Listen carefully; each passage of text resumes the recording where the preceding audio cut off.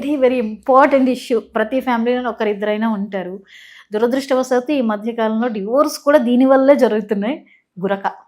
Madam అసలు గురక ఎందుకొస్తుంది? దీనికి ఏమీ పరిష్కారం లేదా? ఓకే. సో, గురక అనేది ఇప్పుడు చాలా కామన్ సమస్య అయిపోయింది. అండ్ మీరన్నట్టు ఫ్యామిలీస్ డిస్టర్బ్ అవ్వడానికి కూడా one of the main reasons.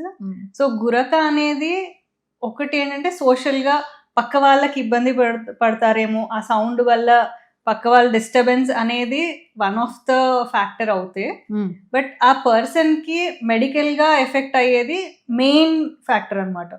So, గురక అనేది జస్ట్ మనకు పైకి వచ్చేది సౌండ్ మాత్రమే. బట్ ఒక ఓవర్ నైట్ స్లీప్లో యాప్నిక్ స్పెల్స్ అంటారు.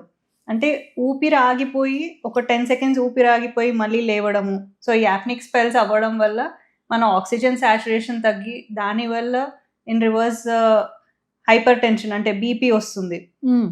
So this can be the only cause of BP కూడా. బీపీ రావడానికి కారణం అండ్ హార్ట్ పైన ఎఫెక్ట్ పడడం.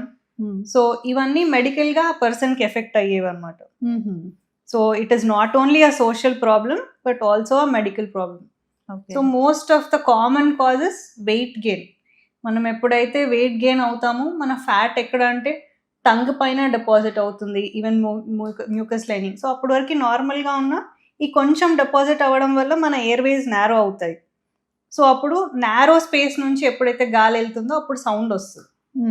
సో అండ్ మనం పడుకున్నప్పుడు బాడీలో మజిల్స్ అన్నీ రిలాక్స్ అవుతాయి. సో అలాగే మన టంగ్ మజిల్స్ కూడా రిలాక్స్ అవుతాయి. సో మనం ఫ్లాట్గా పడుకున్నప్పుడు టంగ్ మజిల్ రిలాక్స్ అయ్యి టంగ్ ఫాల్ బ్యాక్ అంటాం. సో అది లోపల పడిపోయి మన ఎయిర్వేని బ్లాక్ చేస్తుంది.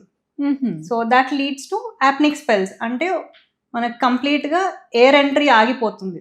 ఓకే. బట్ ఆటోమేటిక్గా ఒక 10 సెకండ్స్ కన్నా ఆగిపోతే మన బ్రెయిన్